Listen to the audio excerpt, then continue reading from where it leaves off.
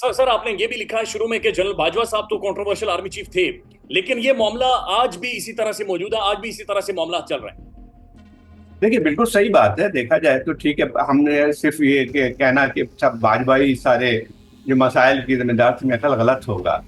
मैं कोई सोच नहीं सकता है कि एक आर्मी चीफ इस तरह से बात कर सकता है। मैं ख्याल ये कि उसकी कोई मिसाल नहीं मिलती है। चीफ है और जिस तरह से और लोगों के मुतालिक बात करते थे, वो एक गैर मुनासिब अंदाज भी होता था, जिससे साफ उनको अब तक लगता था कि जो है वो समझते थे कि वो सब कुछ जानते हैं। कहते थे कि जो है मुझे बहुत ज्यादा फोन आते हैं ब्लिंकन के, सेक्रेटरी ऑफ स्टेट के, और मुझसे कहते हैं कि जनरल साहब आप वजीर आजम होना चाहिए। सर ये बता दें कि मौजूदा आर्मी चीफ का और इमरान खान का क्या तनाज़ है? नहीं, देखिए, बहुत ज्यादा अब तो पर्सनल भी हो गया है। जब मिलिट्री ट्रायल होता है तो बहुत ही खतरनाक बात होती है और उसके असर बहुत ही खतरनाक होते हैं। मिलिट्री में कोर्ट में अगर आप ट्राई करते हैं तो इसका मतलब ये हुआ कि आप आगे चल के जो कि सियासी नुकसानात होंगे, शायद आप समझने से कासिर रहेंगे। और यही बात है, जिस तरह से जनरल बाजवा ने कहा कि जन हमने जुल्फ़िकार अली भुट्टो को हम लटका दिया, क्या हुआ? तुमको अंदाजा नहीं है कि उसका असर पाकिस्तान की पूरे तारीख पे क्या पड़ा है। अस्सलाम वालेकुम नाज़रीन, आप सियासत डोर पीके देख रहे हैं। सौरभ बरकत आपसे मुखातिब है। पाकिस्तान के प्रोमिनेंट जर्नलिस्ट जाहिद हुसैन साहब हमारे साथ मौजूद हैं। तकरीबन 4 दहाइयों पर मबनी इनका सहाफत का और पाकिस्तान की तारीख के ऐनी शाहिद हैं। जाहिद साहब अस्सलाम वालेकुम। वालेकुम। जाहिद साहब, आज आपने डॉन न्यूज में आर्टिकल लिखा है और वो आर्टिकल लार्जली डिस्कस हो रहा है। उस आर्टिकल के अंदर आप जनरल बाजवा साहब की उस पावर का जिक्र कर रहे हैं कि जब वो साबिक वज़ीर आज़म के बारे में बातचीत कर रहे हैं तो एक ताकत नजर आ रही थी, एक पावर नजर आ रही थी। एक्सप्रेशन क्या था जनरल बाजवा साहब का जब वो ये कह रहे थे कि हमने भुट्टो को लटका दिया है, उससे कोई फर्क नहीं पड़ा? देखिए, ये जन बाजवा का अपना एक स्टाइल था, बहुत ही जैसे कहते हैं ना कि लैक लस्टर था, बहुत ही उस किस्म का। तो उसमें ऐसा, जब ये मैंने सुना, जब मुझसे कहते हुए, तो मैंने अपने साथियों से कहा, वहाँ जो बैठे हुए थे मेरे साथ, मैंने कहा कि इससे ये ऐसा लगता है कि बिल्कुल एक ऐसे शख्स की से आ रही है जिसको कोई अंदाजा नहीं है सियासत का कि असरात क्या हुए थे मिस्टर भुट्टो के जो है फांसी पे। और जिस तरह से वो बात कर रहे थे, उससे साफ जाहिर होता था कि वो उनके नजदीक इस चीज की कोई अहमियत नहीं थी। ना वो सियासत को समझ सके थे, ना ही उसकी डायनेमिक्स समझते थे, बल्कि एक एरोगेंस ऑफ पावर जिसको कहते हैं ना, एक ह्यूब्रिस सा नजर आ रहा था। और उससे साफ जाहिर होता था कि आगे चल के उनके अजायम क्या है। अब सर ये भी प्राइम मेहरबानी बता दें कि क्या जो जनरल बाजवा साहब हैं, आपने बड़ा डिटेल में लिखा, क्या ये क्वालिफाई कर रहे थे कि पाकिस्तान के इतने बड़े मोस्ट डिसिप्लिन्ड इदारे को उसकी सरबराही वो कर सके और इतने लंबे टाइम तक के लिए? देखिए, बदकिस्मती हमारे मुल्क की यही है। मैं खास तौर पे नवाज शरीफ साहब को अगर देखा जाए तो तकरीबन उन्होंने 4 या 5 जो है चीफ ऑफ आर्मी स्टाफ बनाए हैं। और उनकी एक आदत थी कि लोगों से पूछते थे कि साडा बंदा है या नहीं है। हालांकि उनको हर दफा उनको एक लिहाज से जो उसका एक एक्सपीरियंस जो हुआ था उसमें वो नहीं हुए थे। जहां तक इनका ताल्लुक था जनरल बाजवा का, उनका मेरे ख्याल चौथा या पांचवा नंबर था जो सीनियरिटी लिस्ट में। उसमें उनसे बहुत ज्यादा सीनियर भी लोग थे और ऐसे लोग भी थे जो कि जनरल अशफाक नदीम इसको कह सकते हैं, जो कि एक लिहाज से इंस्टीट्यूशनली जो है जो एक्सेप्टेबल हो सकते थे। उनका अपना एक ट्रैजेक्टरी भी थी। लेकिन उनका जो जनरल बाजवा को जिस तरह से चुना गया था, उसकी एक वजह, आप तो खैर मतलब ख्वाजा आसिफ साहब ने भी जो है वो अपने एक इंटरव्यू में कह दिया है कि जनरल एजाज थे, जिसका ताल्लुक पहले वो मेजर जनरल रह चुके हैं। जनरल असलम बेग जब चीफ ऑफ आर्मी स्टाफ थे तो उनके वो एक लिहाज मिलिट्री सेक्रेटरी थे, और उस लिहाज से उस वक्त से नवाज शरीफ साहब के ताल्लुकात थे। तो नवाज शरीफ साहब को चाहिए थी एक एश्योरेंस कि जो अगर आर्मी चीफ बनाते हैं तो उनके साथ एक एश्योरेंस हो कि उनके साथ लॉयल रहेंगे। और मेरे ख्याल यही वजह थी कि उन्होंने जाके जनरल बाजवा को चुना। लेकिन जैसे पहले भी ऐसे हो चुका था कि जब भी वो कोशिश ये करते थे कि एक अपने बंदे को लगाया जाए, तो हम देखते हैं कि फिर वही होता है, हुआ उनके साथ भी, जो कि पहले भी होता रहा। और ये किस तरह की जुबान शहबाज शरीफ साहब के बारे में इस्तेमाल करते थे? आपने लिखा है कि जनाब शहबाज साहब से मिलते भी थे, लेकिन जब बातचीत होती थी साबियों या बागियों से बड़ी एक अजीब सी जुबान इस्तेमाल कर, तो आप कोई कोट करना चाहेंगे अल्फाज की, किस तरह की जुबान इस्तेमाल करते थे? देखिए, सिर्फ ये मेरी जो मुलाकात जिसका मैंने जिक्र किया वो तो मेरी वन ऑन वन थी। सिर्फ उनके मिलिट्री सेक्रेटरी और शायद उस वक्त जो ISPR के चीफ थे वो मौजूद थे।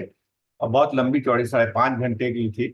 इसमें तो बहुत सारी चीजें मैंने और लिखी नहीं है, ये तो खैर कॉलम में जो है जगह है उसकी वजह से, लेकिन एक लिहाज से उनकी जितनी भी बातें कर रहे थे सियासतदानों के बारे में, तो एक बहुत ही कंटेम्प्ट नजर आता था।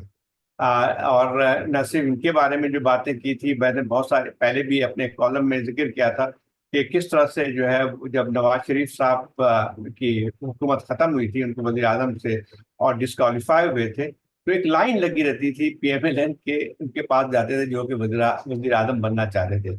इसमें मैंने एक पीछे कॉलम में लिखा भी, जिक्र भी किया था कि उसमें डार साहब भी थे। और वो भी पहुंचे उनके पास, जो है क्या कि सर आप किसी ना किसी को तो वजीर आजम बनना पड़ेगा, तो उन्होंने मेरे बारे में क्या ख्याल है।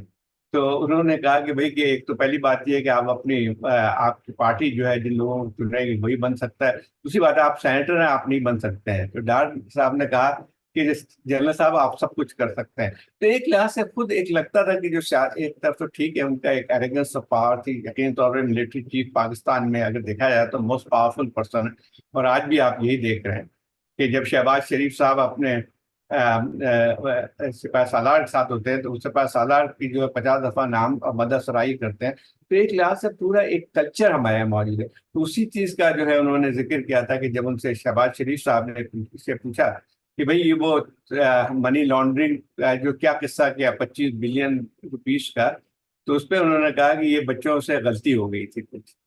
तो एक एक इस तरह का था। और मैं ख्याल ये कि मैंने इसका भी जिक्र किया कि मौलाना फजलुर रहमान, तो कहने लगे कि चंद दिन पहले ही आए थे मौलाना फजलुर रहमान, वो उस कुर्सी बैठे थे, उठे अचानक और मेरे घुटने पकड़ लिए। उन्होंने कहा कि जब जनाब आपसे भी एक काम कर दें, इमरान खान को हटा दें। तो इस किस्म की चीज थी, मतलब एक लिहाज से लोग आते भी थे। और भी बहुत सारी चीजें थी जो कि मैं इसमें लिख नहीं सका हूँ, इमरान बहुत खान सारे और वाक़या। इमरान खान का जिक्र किस तरह से करते थे बाजवा साहब? जब खान के बारे में बातचीत होती तो क्या कहते थे? देखिए दो चीज थी, उस वक्त वजीर आजम थे इमरान खान साहब, यानी उनकी कुछ शिकायतें इसी तरह से थी। एक तो सबसे बुनियादी तौर पे उनकी जो थी कि ये जैसे मैंने लिखा भी है कि पंजाब के वज़ीर आला बुज़दार के मुतालिक था कि उन्होंने कहा कि हमने खान साहब से शुरू से कहा कि आप देखें पंजाब सबसे बड़ा सूबा है, अगर वहाँ आपकी हुकूमत नाकाम होती है तो उसका असर साबित पड़ेगा। तो इमरान खान ने शुरू में कहा कि 6 महीने मुझे और दे दें, तो 6 महीने उन्होंने कहा। फिर उसके बाद दोबारा जब बातचीत हुई तो इन्होंने कहा मुझे और कुछ वक्त दे दें। फिर उसके बाद जब आखिरी कहते हैं कि आखिरी दफा मैंने बात की तो उन्होंने कहा जनरल साहब एक बार बताइए, अगर आप किसी को कोर कमांडर बनाए और मैं उस पर इतराज करूं तो आपका क्या राय बन के आए। तो उसके बाद वो बात खत्म हो गई। तो ये जरूर थी, लेकिन एक और बात भी थी जिसका बहुत ज्यादा था कि इमरान खान मुतालिक के मतलब इसका जिक्र क्या था कि जब उनको बोरिस जॉनसन कोई एक इमेज तो इमरान खान का मौजूद था, यानी एक इंटरनेशनली वाहिद पाकिस्तान के लीडर में से थे जिनका एक जाने पहचानी शख्सियत थी, और ख़ास तौर पे बरतानिया और यूरोपियन ममालिक में। तो उनका कहना ये था कि बोरिस जॉनसन इस वक्त वज़ीर आज़म थे इंग्लैंड के, उनको 3 दफ़ा फ़ोन किया, यानी पर्सनली इन्वाइट किया वहाँ आने की। उसके बाद ज़माने में मर्केल जो थी वहाँ की चांसलर थी जर्मनी की, उन्होंने भी उनको दावत दी।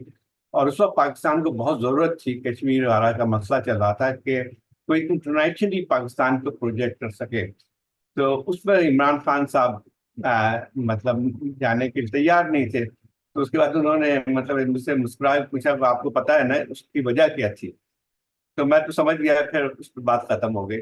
और दूसरी एक और बात भी थी कि ये बात सही है कि उन्होंने कहा था कि वो यानी बाजवा उस जमाने में तनाज़ा तकरीबन खत्म हो चुका था वो आईएसआई की चीफ पे। तो उन्होंने कहा कि इसमें हम कई दफा बात हुई थी जनरल इसकी हम इनकी जो है वो प्रमोशन अगर होनी थी तो उनको कोर कोर करनी पड़ती।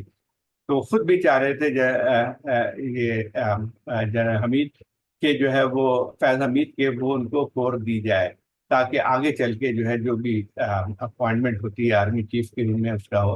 तो पहले उनसे जब बात हुई तो उन्होंने कहा 6 महीने और दे दें। 6 महीने दे दिया गया। उसके बाद जब खुद फैज भी बहुत ज्यादा वो थे कि भाई उनको कोर करनी है। अच्छा, क्या ये इदारे को इतना अंदाजा था कि अगर इमरान खान को हटा दिया गया तो उसके बाद ये पाकिस्तान के अंदर माहौल बन जाएगा और क्राइसिस इतना डीप चला जाएगा? नहीं नहीं, उस वक्त हटाने का कोई सवाल ही नहीं था। उस वक्त तो अक्टूबर की बात थी, ये तो कोई जिक्र ही नहीं आया कि इमरान खान को हटना है। उस वक्त तो ऐसी सूरत हाल नहीं थी, ठीक है थोड़ी बहुत कशीदगी नजर आती थी, लेकिन वो कभी भी ये बात नहीं थी कि इमरान खान को हटाना है। सर सर, आपने ये भी लिखा है शुरू में कि जनरल बाजवा साहब तो कंट्रोवर्शियल आर्मी चीफ थे, लेकिन ये मामला आज भी इसी तरह से मौजूद है, आज भी इसी तरह से मामला चल रहे हैं। देखिए बिल्कुल सही बात है, देखा जाए तो ठीक है, हमने सिर्फ ये कहना कि सब बाजवाई सारे जो मसाइल की जिम्मेदार थे, मेरा ख्याल गलत होगा। आर्मी चीफ जो होता है पाकिस्तान में, उसकी हैसियत जो है बहुत ही ताकतवर होती है, और खासतौर पे जिस तरह से पाकिस्तान में आर्मी का रोल रहा है सियासत में, उसमें जो है वो अगर देखा जाए तो उसमें जो भी बैठता है XYZ, तो वो जो है हमेशा एक मुतनाज़ा शख्स बन के आता है, जैसे ISI के चीफ जो भी हो। लेकिन ये बात हकीकत है कि ठीक है, जनरल बाजवा का अपना एक स्टाइल था, वो अब दरबार भी लगाया करते थे। मैं कल कोई आर्मी चीफ, मैं बहुत से जितने 5-6 आर्मी चीफ को मिल चुका हूँ, लंबी चौड़ी मेरी बात भी हो चुकी है, जानता भी था अच्छी तरह। लेकिन जिस तरह से बाजवा बात करते थे, मैं कोई सोच नहीं सकता है कि एक आर्मी चीफ किस तरह से बात कर सकता है। यानी जिस तरह से खुले अंदाज में हर चीज के मुतालिक और हर चीज के मुतालिक जो बातें करते थे, मैं ख्याल ये कि उसकी कोई मिसाल नहीं मिलती है। पहले मैं बहुत अच्छी तरह लोगों को जानता, जनरल मुशर्रफ से मेरी कई दफा शूटिंग मिली, जनरल कियानी से, जहांगीर ग्रामीण से, और से पहले जो है, और तो वो कभी भी मैंने एक आर्मी चीफ को देखा कि एक अच्छा एक वो होता था, एक जिसको कहते हैं कि चीजों के बारे में कहाँ पे बात करनी है क्या नहीं करनी है। लेकिन जनरल बाजवा को ऐसा लगता था कि जैसे कोई बेलगाम जिसको कहते हैं वो कहते हैं। अब 5.5 घंटे मुझसे बात कर रहे थे, जिसमें दुनिया भर की बातें थी, जहां आखिर में क्रिकेट पे भी बात कर रहे थे। तो मतलब मैं ये नहीं कह रहा हूँ कि नहीं, लेकिन जिस तरह से एक चीफ है और जिस तरह से और लोगों के मुतालिक बात करते थे, वो एक गैर मुनासिब अंदाज भी होता था, जिससे साफ उनको अपना लगता था कि जो है वो समझते थे कि वो सब कुछ जानते हैं। बल्कि सर एक वाकया मैंने एक लिखा नहीं है इसमें, बल्कि वो कहते थे कि जो है मुझे बहुत ज्यादा फोन आते हैं ब्लिंकन के, सेक्रेटरी ऑफ स्टेट के, और मुझसे कहते हैं कि जनरल साहब आप वजीर आजम होना चाहिए। तो मैं खाली एक उनकी ख्वाहिश भी यही थी। उनकी ख्वाहिश भी यही थी।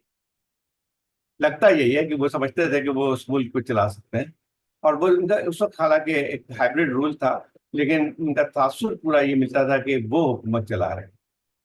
सर ये बता दें कि मौजूदा आर्मी चीफ का और इमरान खान का क्या तनाज़ा है? नहीं देखिए, बहुत ज्यादा अब तो पर्सनल भी हो गया है इसमें। मैं समझता हूँ कि एक लिहाज से दोनों का देखा जाए तो बहुत ज्यादा पर्सनल हो गई है। क्योंकि अगर इमरान खान साहब ने भी जो बातें की हैं एक उसकी, लेकिन एक पर्सनल के अलावा एक इंस्टीट्यूशनल भी है। हम इस चीज़ को भूल जाते हैं कि एक पर्सनल पहलू जो होता है यकीनी तौर पे होता है, लेकिन एक उसके बाद एक इंस्टीट्यूशनल एक चीज़ भी होती है। तो मेरा ख्याल ये है कि चाहे आर्मी चीफ कोई भी होता है, एक लिहाज से वो इंस्टीट्यूशन की नुमाइंदगी करता है।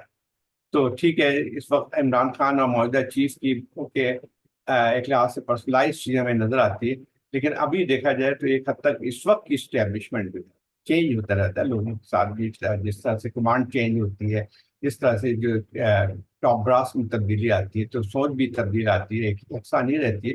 लेकिन आज की स्टैब्लिशमेंट जो है, उसका टकराव जो है इमरान खान के साथ है। सर ये क्या वाक़तन खान को मिलिट्री ट्रायल किया जाएगा इमरान खान का? आज फिर 2-3 दफा उन्होंने इस हवाले से बातचीत की है। अब ये कह नहीं सकते हैं, लेकिन अगर मिलिट्री ट्रायल होता है तो बहुत ही खतरनाक बात होगी। उसके अंदाज हम देख चुके हैं मुल्क के अंदर, कि जब भी आप इस किस्म की जो महाज आराई होती है, और उसके असरात बहुत ही खतरनाक होते हैं। मिलिट्री में कोर्ट में अगर आप ट्राई करते हैं, तो इसका मतलब ये हुआ कि आप आगे चल के जो कि सियासी नुकसान होंगे, शायद आप समझने से कासिर रहेंगे। और यही बात है, जिस तरह से जनरल बाजवा ने कहा कि जन हमने जुल्फ़िकार अली भुट्टो को हम लटका दिया, क्या हुआ? तुमको अंदाजा नहीं है कि उसका असर पाकिस्तान की पूरे तारीख पे क्या पड़ा है। तो ये बातें जो है शॉर्ट साइटेडनेस जरूर हो सकती है, अगर ये है, इससे कोई मसाइल के हल नहीं होता है, बल्कि मुल्क के अंदर जो है और ज्यादा एक लिहाज से जो हम ऑलरेडी जिस नहज पे इस किनारे खड़े हैं, उससे और ज्यादा खतरनाक सूरत हाल हो सकती सर ये आखिरी है। दो सवाल है मुख्तसरन, आप बल्कि आखिरी सवाल का जवाब दे दें। इमरान खान जो बार बार कह रहे हैं कि जनरल फैज का ओपन ट्रायल होना चाहिए, आज सिक्योरिटीज राइट से टेलीविजन पर खबर चली है कि जनाब इमरान खान होता कौन है ये कहने वाला कि ओपन ट्रायल होना चाहिए। क्या ओपन ट्रायल होना चाहिए, और क्या आगे से ये जवाब ठीक है कि इमरान खान होता कौन है? देखिए, सबसे पहली बात है कि मैं इसमें देखिए ओपन ट्रायल की बात, पहले तो ये भी बहुत सारी चीजें पता नहीं है कि जैसे फैज के मुतालिक चार्जेस और क्या है। अगर तो पहले तो समझ में आनी चाहिए, क्योंकि कहा जा रहा है कि पोस्ट रिटायरमेंट जो उनकी एक्टिविटीज थी, तो लेकिन पहले बात आनी चाहिए कि पोस्ट रिटायरमेंट एक्टिविटीज थी क्या। और एक तो ये बात हुई, अगर मिलिट्री एक्ट के खिलाफ है, ठीक है, उसके खिलाफ कार्रवाई हो सकती है जो मिलिट्री के अपने कानून है। लेकिन एक और सबसे बड़ी बात ये नजर आती है कि क्या, एक और बहुत बड़ा सवाल पैदा आता है, क्या जो मुल्क में जिस तरह से यानी फौज जिस तरह से इन्वॉल्व होती है सियासत में, और जिस तरह से जो है उनका एक लिहाज से जैसे गैर आईनी रोल जो होता है हर अभी भी नजर आ रहा है, तो क्या वो कॉन्स्टिट्यूशन के तहत हो रही है? पाकिस्तान में इस वक्त सबसे बड़ा मसला बोलने का है। पाकिस्तान में बोलने नहीं दिया जाता, जुबानें खींच ली जाती हैं, डर है, खौफ है, टेरर है। पाकिस्तान का मीडिया मुकम्मल तौर पर कंट्रोल्ड है, वेल मैनेज्ड है, एक मैसिव सेंसरशिप है। इसी तरह का दबाव पाकिस्तान में siyaset.pk भी फेस कर रहा है, जिसे पाकिस्तान भर में गुज़श्ता कई महीनों से मावरा आइन, मावरा कवानीन मुकम्मल तौर पर बंद कर दिया गया है, मुकम्मल तौर पर बैन कर दिया गया है। siyaset.pk की नशरियात को लिमिटेड करके पाकिस्तान में छोड़ दिया गया है। तमाम तर कानूनी मुआवजे के ऊपर आवाज उठाई गई, दस्तक दी गई, लेकिन हर तरफ से खामोशी है, सन्नाटा है, कहीं पर कोई सुनवाई नहीं है, कोई सुनने को तैयार नहीं है। लेकिन इसका हल क्या है? क्या खामोश हो जाए? क्या सवाल ना करें? क्या मालूमात आप तक ना पहुंचाएं? क्या इंफॉर्मेशन आप तक ना पहुंचाएं? मालूमात भी पहुंचेगी, इंफॉर्मेशन भी पहुंचेगी, सवालात भी उठेंगे, लेकिन अब आपने रोल प्ले करना है, आपने अपना किरदार अदा करना है। और छोटा सा एक प्रोसीजर है, प्रोसेस है, उसके बाद आप अपना किरदार अदा करें और हमारी मदद करें। पहले आपने यह करना है कि हमारे यूट्यूब चैनल को सब्सक्राइब करना है, उसके बाद ज्वाइन के बटन के ऊपर जाना है, क्लिक करके हमारा मेंबर बनना है। या फिर दूसरा ऑप्शन यह है कि आपने वीडियो की डिस्क्रिप्शन में जाना है, वहां पर पैट्रियन का लिंक मौजूद होगा, उस लिंक के ऊपर क्लिक करें और हमें सपोर्ट करें, हमारा हिस्सा बने, हमारी ताकत बने। ख्याल रखिएगा। अल्लाह हाफिज।